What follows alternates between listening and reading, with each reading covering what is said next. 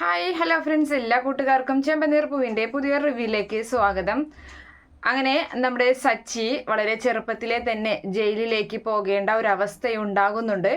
അതിന് കാരണം ശ്രുതി തന്നെയാണ്. അതെന്താണെന്നാണ് കേട്ടോ ഈ എപ്പിസോഡിൽ ഈ റിവ്യൂവിൽ പറയാൻ പോകുന്നത്. എന്തായാലും നമ്മുടെ ശ്രുതിക്ക് ചന്ദ്ര സച്ചിയെ സ്നേഹിക്കുന്നത് ഒട്ടും ഇഷ്ടമില്ല എന്ന് കഴിഞ്ഞ റിവ്യൂവിൽ പറഞ്ഞിട്ടുണ്ടായിരുന്നല്ലോ.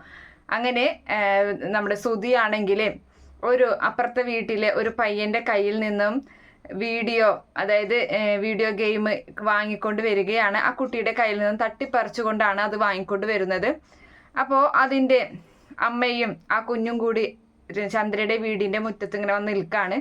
അങ്ങനെ കുട്ടി കരയുന്നുണ്ട്. അപ്പൊ ചന്ദ്ര ചോദിക്കാണ് എന്ത് പറ്റിയെന്ന് ചോദിക്കുമ്പോൾ നിങ്ങളെ മോന് എൻ്റെ മോൻ്റെ വീഡിയോ ഗെയിം തട്ടിപ്പറിച്ചു കൊണ്ടുവന്നു, അതുകൊണ്ടാണ് കുട്ടി കരയുന്നത്. ഇങ്ങനെയാണ് കുട്ടികളെ വളർത്തേണ്ടത്, ഇങ്ങനെയൊക്കെ തട്ടിപ്പറിച്ചു കൊണ്ടുവരാൻ പാടുണ്ടോ എന്നൊക്കെ ഇങ്ങനെ ചോദിക്കുകയാണ് ചന്ദ്രയോടായിട്ട്. അപ്പം ആ സമയത്ത് ചന്ദ്ര പറയുന്നുണ്ട് ഇവിടെ നിൽക്കുന്ന ഇങ്ങനെ ഇപ്പോൾ വാങ്ങിക്കൊണ്ട് വരാമെന്ന് പറയാണ്. അങ്ങനെ അകത്തേക്ക് കയറുമ്പോൾ പെട്ടെന്ന് ശ്രുതി ആ ഗെയിം എടുത്ത് അവിടെ ഇരുന്ന് കളിക്കായിരിക്കും. അപ്പോഴായിരിക്കും ഇവരുടെ ഈ സംസാരം കേൾക്കുന്നത്. പെട്ടെന്ന് എഴുന്നേറ്റ് തൻ്റെ കയ്യിലുള്ള ആ ഗെയിം സച്ചിയുടെ കയ്യിൽ കൊടുക്കുകയാണ്. എന്നിട്ട് പറയുന്നുണ്ട് ഇന്ന് സച്ചി ഇത് കളിച്ചോ എന്ന് പറഞ്ഞ് വേഗം തന്നെ ശ്രുതി അകത്ത് പോയി റൂമിൽ പോയി ഇരിക്കുകയാണ്. അങ്ങനെ ആ സമയം ചന്ദ്ര വന്ന് കാണുമ്പോൾ സച്ചിയുടെ കയ്യിലാണ് ആ വീഡിയോ ഗെയിം ഇരിക്കുന്നത്.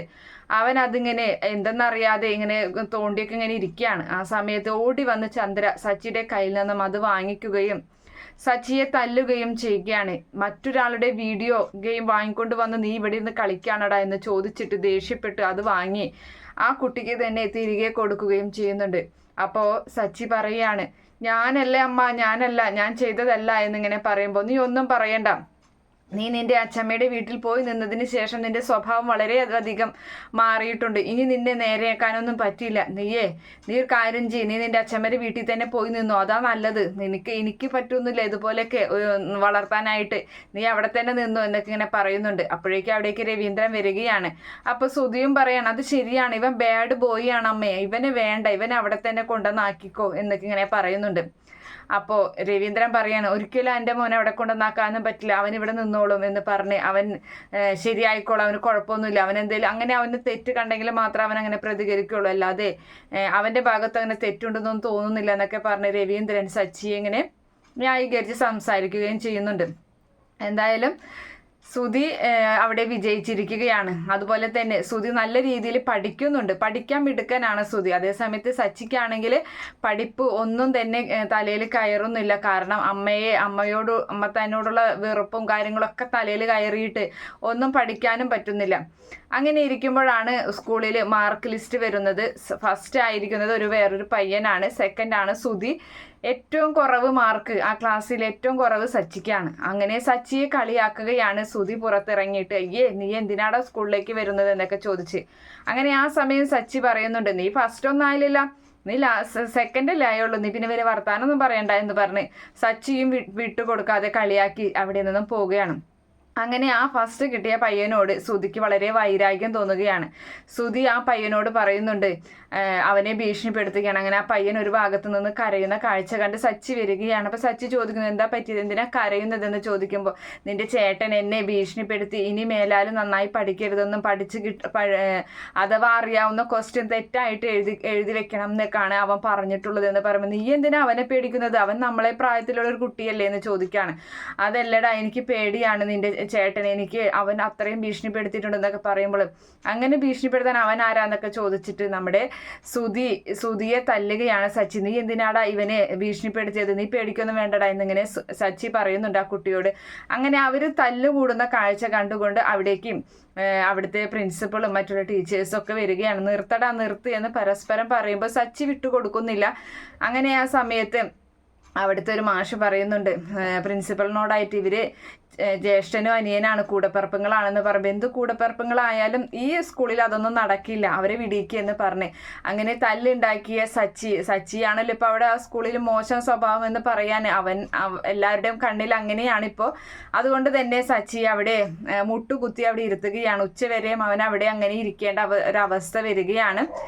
എന്തായാലും അതിനുശേഷമാണെങ്കിൽ നമ്മുടെ സുധി വിടാനൊന്നും തീരുമാനിച്ചിട്ടില്ല. അപ്പം ഈ ഫസ്റ്റ് കിട്ടിയ കുട്ടിയുടെ തലയിലെ ഒരു വലിയൊരു കല്ലെടുത്ത് ഇടാനാണ് സുധി തീരുമാനിച്ചിരിക്കുന്നത്. അപ്പോൾ അതിന് വേണ്ടിയിട്ട് ആ കുട്ടി സ്റ്റെപ്പ് ഇറങ്ങി താഴോട്ട് പോകുമ്പോൾ മുകളിൽ നിന്നും സുധി വലിയൊരു കല്ലെടുത്ത് ഇങ്ങനെ എറിയുന്നുണ്ട്. പക്ഷേ ആ സമയം ആ കുട്ടി അവിടെ നിന്നും പെട്ടെന്ന് മാറുകയും പകരം അതിൻ്റെ പുറകെ വരുന്ന ഹെഡ് മാസ്റ്ററുടെ തലയിൽ അടി കിട്ടുകയും ആ കല്ല് വന്ന് വീഴുകയും ചെയ്യുകയാണ്. പെട്ടെന്ന് തന്നെ ഹെഡ് മാസ്റ്റർ അവിടെ തല ചുറ്റി അവിടെ അങ്ങനെ വീഴുകയും തലയിൽ കൈപൊത്തി അവിടെ വീഴുകയും ചെയ്യുന്നുണ്ട്. സുധി പെട്ടെന്ന് തന്നെ അവിടെ നിന്നും ഓടിപ്പോവുകയാണ്.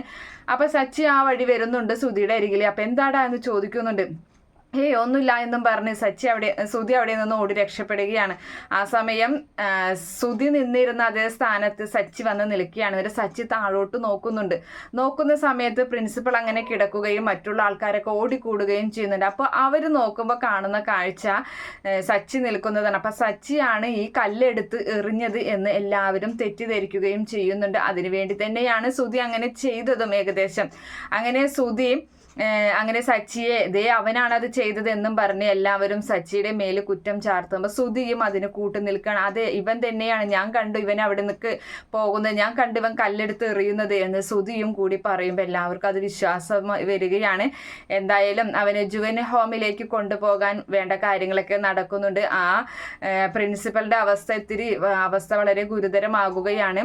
ഇങ്ങനെയൊരു കുട്ടിയെ ഈ ഒരു സ്കൂളിൽ വേണ്ട എന്നും അതുപോലെ തന്നെ ആ കുട്ടിയെ ജുവൻ ഹോമിലാക്കാനുള്ള തീരുമാനങ്ങളൊക്കെ വരുമ്പോഴും നമ്മുടെ രവീന്ദ്രന് ഒരുപാട് വിഷമാവുന്നുണ്ട്. രവീന്ദ്രന് പ്രിൻസിപ്പലിന്റെ കാലൊക്കെ പിടിച്ചു നോക്കുന്നുണ്ട്. അപ്പൊ ചന്ദ്ര അവിടേക്ക് വന്നിട്ട് പറയാണ്, ഇവൻ അതല്ല ഇതിന്റെ അപ്പുറവും ചെയ്യും, അതുകൊണ്ട് ഇവനെ നിങ്ങൾ എന്താന്ന് വെച്ചാൽ ചെയ്തു, ഇവന്റെ കാര്യത്തിൽ എനിക്കൊന്നും തീരുമാനമെടുക്കാനില്ല, നിങ്ങൾ പറയുന്ന പോലെ തന്നെ ചെയ്യാമെന്ന് ചന്ദ്ര മറുപടി പറയുമ്പോൾ അത് സച്ചിക്ക് വേദനയാവുകയാണ്. അങ്ങനെ സച്ചിയുടെ നിരപരാധിത്വം അവിടെ തെളിയാതെ അവനെ നേരെ ജുവനൽ ഹോമിലേക്ക് കൊണ്ടുപോകുകയാണ്. എന്തായാലും നമ്മുടെ രവീന്ദ്രന് ആ പോലീസിനോടൊക്കെ കാല് പിടിച്ച് പറയുന്നത് പോലെ പറയുന്നുണ്ട്, എൻ്റെ മോൻ അങ്ങനെ ഒരു തെറ്റ് ചെയ്യില്ല. പക്ഷെ ഇതൊക്കെ കണ്ടുകൊണ്ട് സുധി മാറി നിന്ന് ചിരിക്കുകയാണ് ചെയ്യുന്നത്.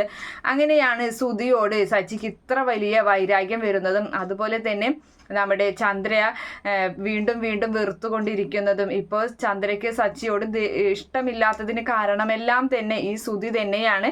എന്തായാലും കാത്തിരുന്ന് കാണാം. ഈ റിവ്യൂ ഇഷ്ടപ്പെടുകയാണെങ്കിൽ ഈ ചാനൽ ഒന്ന് സബ്സ്ക്രൈബ് ചെയ്ത് സപ്പോർട്ട് ചെയ്യുക. Okay friends, bye, thank U.